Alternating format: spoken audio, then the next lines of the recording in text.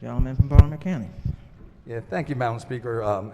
If I could just ask the floor leader a quick question or two. Floor leader. Can you just clarify exactly what this bill does? This bill is the result of a commission appointed by the governor, the State Transparency and Accountability Reform Commission, that he appointed in response to certain issues that had arisen regarding the Maryland Environmental Service. And the bill is the work, the legislative byproduct of the commission. The commission met, or subcommittees met more than a dozen times, and this bill before us, as amended by the committee, is this product of that commission. Thank you for that. And it actually sounds like a good bill. I think one that a lot of us will probably agree with, and deals, of course, again, with transparency. It's right up there in the act. It says the Transparency Act. So I guess what my only question is, does this apply at all to us as the body in the General Assembly? That was not part of the purview of the commission, so there was no consideration by the commission of the General Assembly and how we conduct our business. It was limited to quasi-governmental commissions.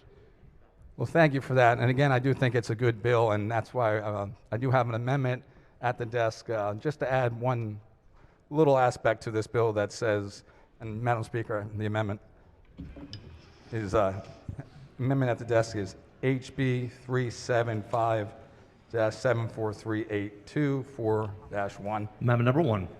Basically, all this So amendment. much be considered. Move so much to be considered in the amendment. Thank you. So ordered.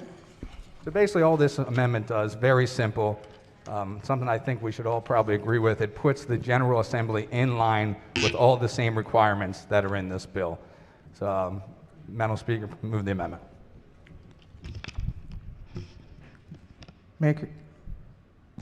Thank you, Madam Speaker. I just wanted to perhaps add just a Minority brief, Leader. Thank you, Madam Speaker. Add a brief point to that.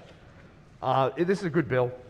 It's a good bill because it relates to a concept called transparency, and I think that over the last 4 or 5 years, this body, I think under the Speaker's leadership and others, has become more transparent than probably ever.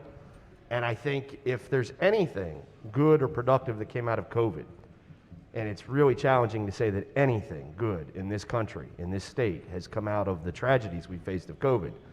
But if there is anything, it's the fact that we've become a little bit more transparent and a little bit more modernized. Those of you in this room who know me well know that I don't do technology very well at all. I'm lucky to use my cell phone. I still, wait to put the key in my car. I'm not really even that good with the key fob. But technology is important. We've become more transparent. We've put things up and made it more available to the public earlier so that people know what we're doing. It's not at the last minute. It's not the proverbial smoke-filled back room.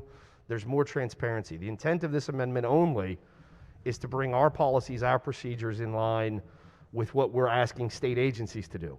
And I understand the contention and the position of my good friend from Baltimore City that, the General Assembly was sort of outside of what this particular commission did. This commission was focused on state agencies, but we have an opportunity today to say the proverbial what's good for the goose is good for the gander. And if we're asking state agencies to enact these additional transparency provisions with timing so that the public can look and see with enough time, hey, what's going on? If they can do it, we can do it too. And I hope that the body considers that as the spirit of the amendment. Thank you, Madam Speaker. Floor Leader. Thank you, Madam Speaker. This is a very important issue, and it's an issue that deserves a full hearing in committee. It was an issue that was. This is an issue that was not considered by the commission. A commission that had nearly a dozen meetings, the commission and its subcommittees.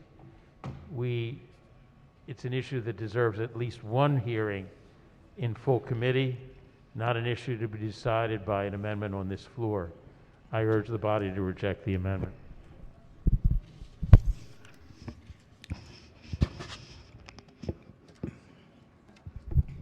Madam Speaker. Gentleman from Baltimore County. I do appreciate the floor leader's comments, and I think and as the minority leader made clear as well, is this is an issue. It does deserve, obviously, a debate, but I think in order to show that we're trying to lead by example, why wait? Why not just do it now? Why not say we're going to follow the same exact standards that we're going to push on these agencies that we as lawmakers are in charge of the oversight, in charge of making sure that here again that we are setting the example for not just the agencies but the people of Maryland, letting them know that we are going to be as open, as transparent as possible, and everything that we do in this body will be as transparent for them to see each and every day if they so choose.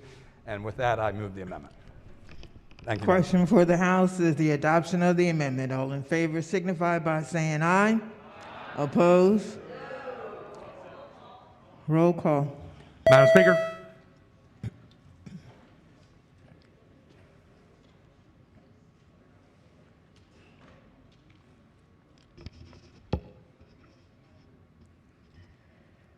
Clerk will call the roll.